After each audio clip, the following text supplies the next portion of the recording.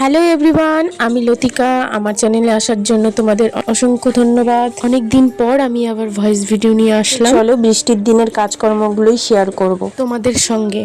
বৃষ্টি হচ্ছে তো কি হয়েছে, রান্না করে খেতে তো হবে। কাল থেকে আজকে বৃষ্টি আরম্ভ হয়েই রয়েছে একভাবে, তাই আর আজ উনুনে রান্না করলাম না। প্রথমে দেখতেই পেলে ভাত চাপিয়ে দিয়েছি, ভাতটা আমার হয়েও গেছে। আর আজ সোমবার, তাই নিরামিষ রান্না বান্নাই হবে। বৃষ্টির মধ্যে বেশি কিছু হবে না, ঘ্যাট হবে আর হচ্ছে গিয়ে ভেন্ডি আলু ভাজা হবে, ব্যাস এইটুকুই। আর এই পাঁপড়গুলো ভেজেছিলাম। এমনিতে আমাদের গ্যাসে রান্না খুব কমই হয়। সন্ধ্যাবেলা যদি রান্না বান্না করা হয় তবে আমি গ্যাসেই করি। বৃষ্টি হচ্ছে বলে গ্যাসে রান্না করছিলাম। রান্না করতে করতে হঠাৎ আমার মশাই আমাকে ডাক দিল, কারণ ও সাপের খেলা দেখাচ্ছে। আরে না না, সাপের খেলা দেখাচ্ছিল না, মজা করছিল।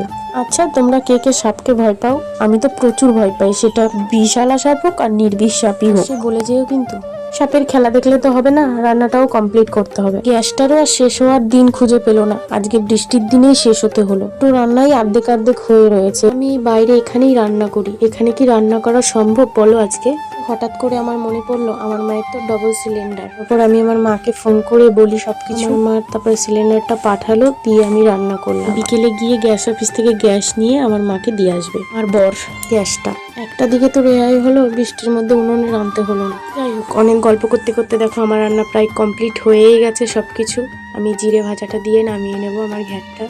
তো আমার রান্না বান্না তোমাদের কেমন লাগলো অবশ্যই জানিও কমেন্টে। রান্না আমার কমপ্লিট হয়ে গেছে, চলো গ্যাসটা মুছে নিই। রান্না করেছি বলে দেখো গ্যাসের কি অবস্থা, খুব নোংরা হয়ে। তো আমার গ্যাস মোছাও কমপ্লিট হয়ে গেছে, রান্নাঘরের কাজ আমার কমপ্লিট হলো। তো চলো ছোট্ট রান্নাঘরটা তোমাদের সঙ্গে একটু শেয়ার করি।